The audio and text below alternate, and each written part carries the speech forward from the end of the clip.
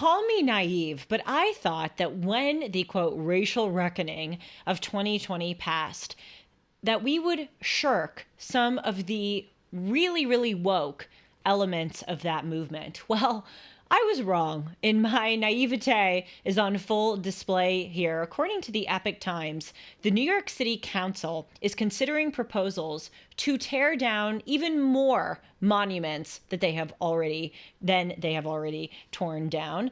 These are monuments that supposedly continue to celebrate those who perpetuated oppression. We're going to be talking about why this movement is actually so awful for the outcome that it is trying to facilitate. But first, let's talk about MyPillow. I use many MyPillow products, including the My Slippers, the MyPillow towel sets, the MyPillow, and the Giza Dream bed sheets. And you can use them all too at a discount with the promo code Hartman. For a limited time, you'll get 60% off of the Giza Dream bed sheets that comes with a 60-day money-back guarantee and a 10-year warranty. You'll get a set for as low as $39.99. And also, for a limited time, you'll get Mike Lindell's softcover book free with the promo code Hartman, my last name, spelled Hartman. Just go to mypillow.com and click on the radio listener square or call 1-800-566-6745 and use the promo code Hartman. I really, really do love all of their products. I wouldn't endorse them and advertise them on my show if I didn't think that they were worth your money. The Cultural Affairs Committee in New York City, what a name. So many task forces and committees all around the country in schools and professions and government. It's dizzying. We need a committee, as Sean said, to compile the list of all of the committees.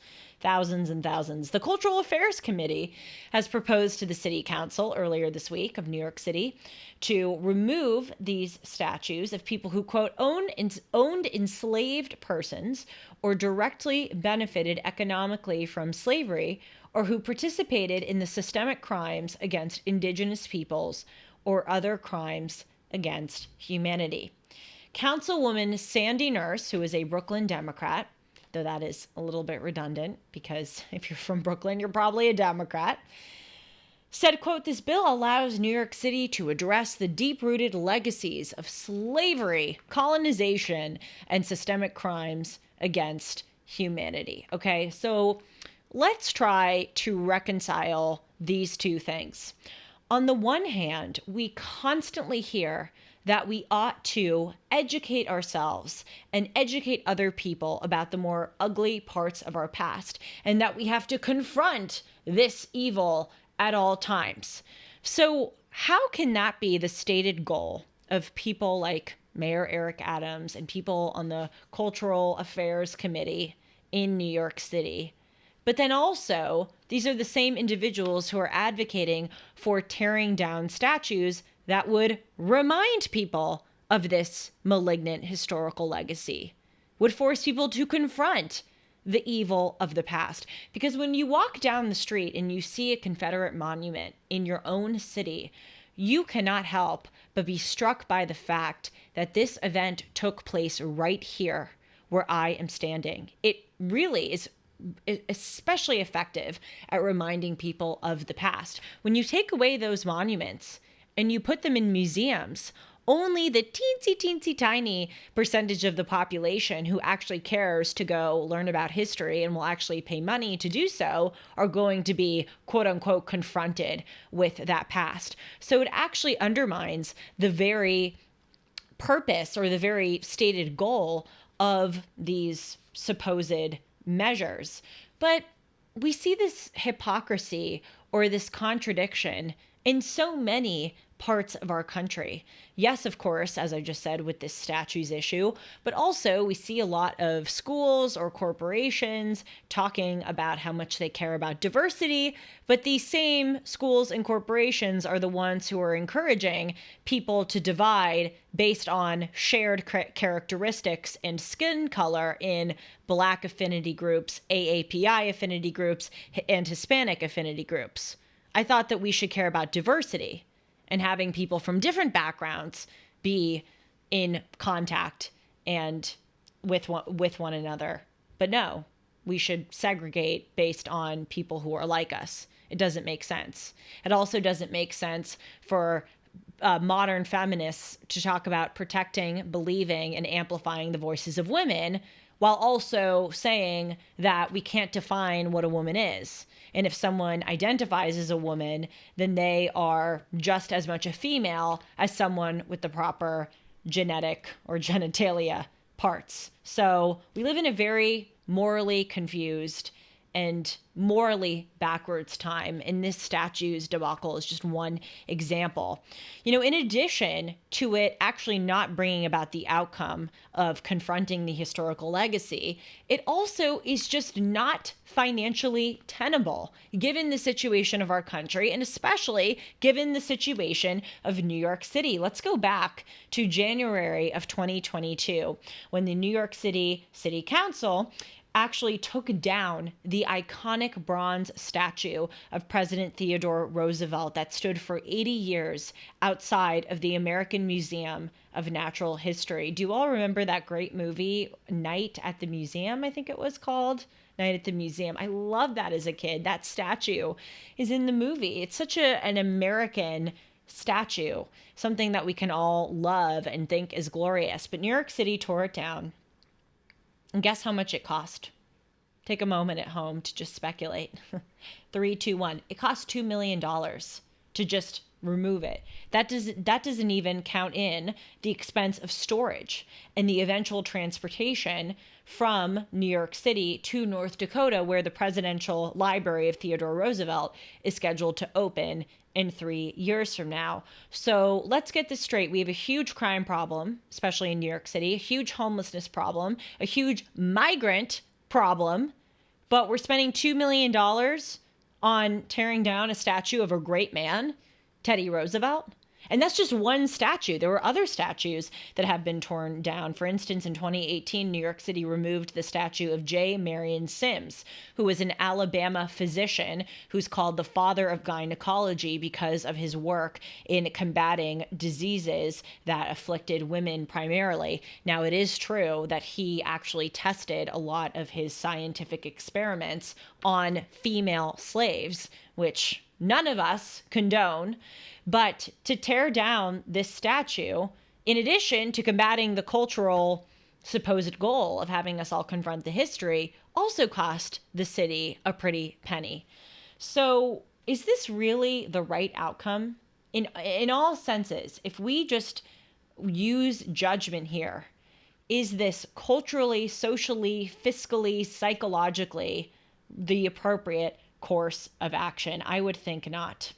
There's also another debate about a Confederate statue in Washington, D.C. that comes really in conversation with this renewed proposal in New York City to take down statues. By the way, this proposal in New York City isn't to take down any more Confederate statues because New York City, being in the North, didn't have much to begin with. It's to take down statues of people like George Washington, who supposedly was so bigoted because he lived during the time of the slave trade and possibly owned slaves.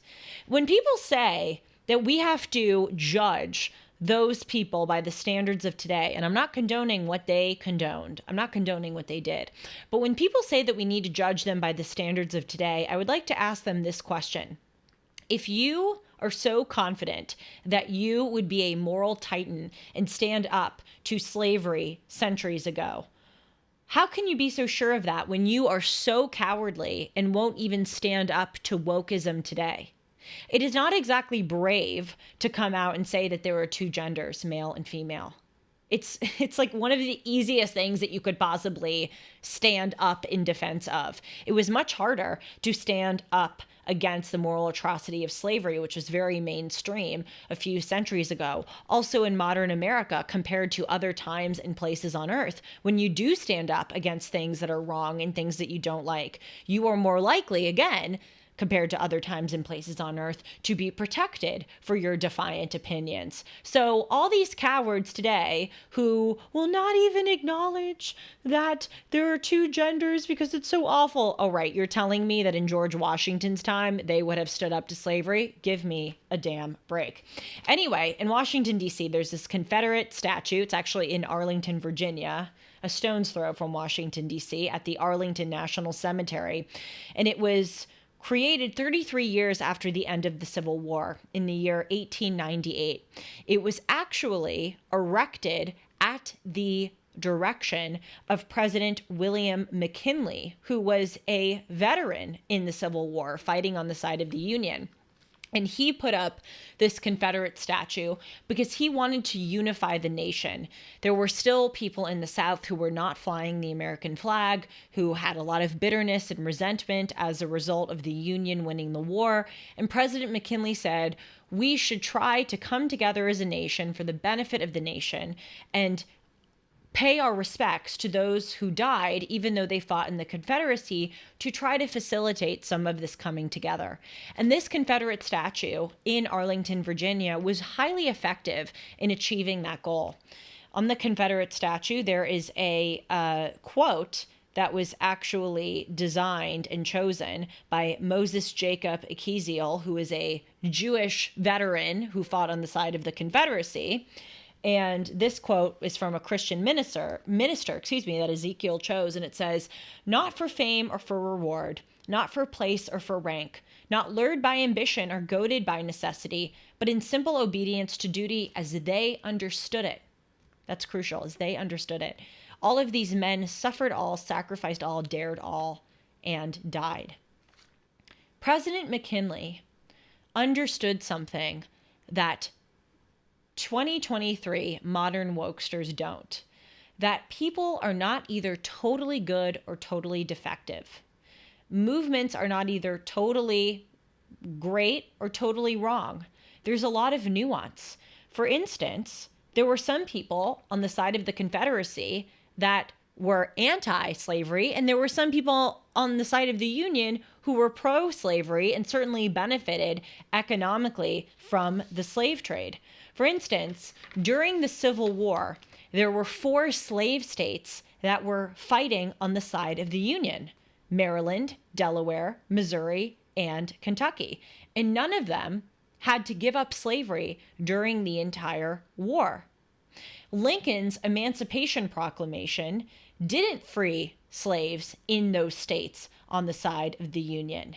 The Emancipation Proclamation declared that all slaves in the rebellious states, that is the Confederate states, would be free. But still, it left this problem that there were some slave states on the side of the Union.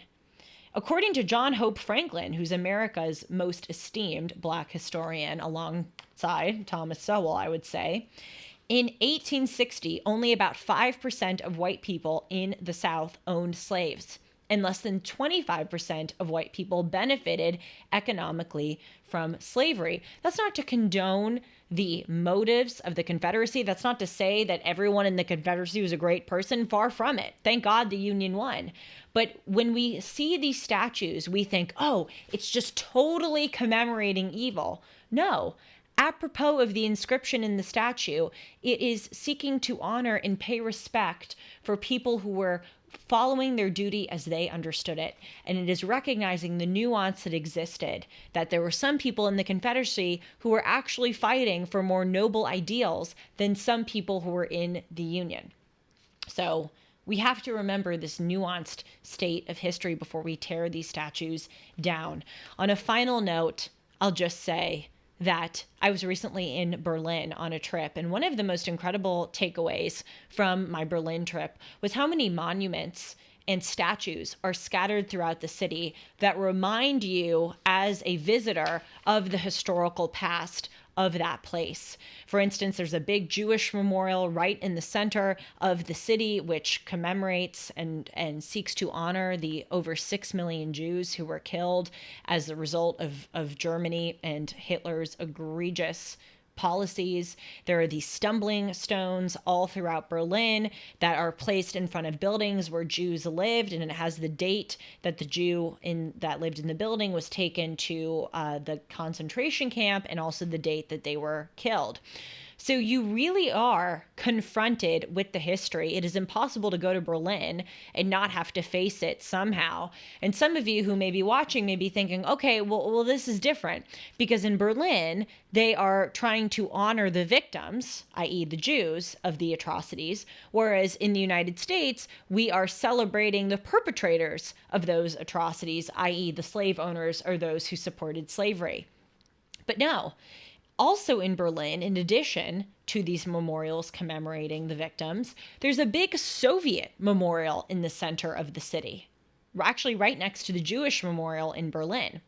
It is true that the Soviets fought on the side of the Allies during World War II, and the Soviet battle with Berlin was the decisive victory in 1945 that toppled the Nazi government and ended World War II, and Soviets certainly deserve to be appreciated for that. However, the Soviet Union inflicted many forms of suffering on the German population during and after the war. For instance, it is estimated that tens of thousands of Soviet soldiers raped German women routinely almost every day while they were stationed in Berlin. That doesn't mean that every Soviet soldier did this, but a sizable number did. Also, starting in the 1960s, there was a division between East and West Germany and East and West Berlin.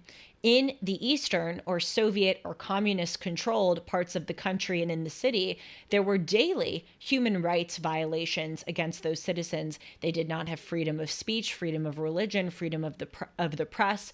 It was a terribly tyrannical place. So why does Berlin keep up the Soviet memorial? Even though, like some of the statues here in the United States, the Soviets did some good and some bad.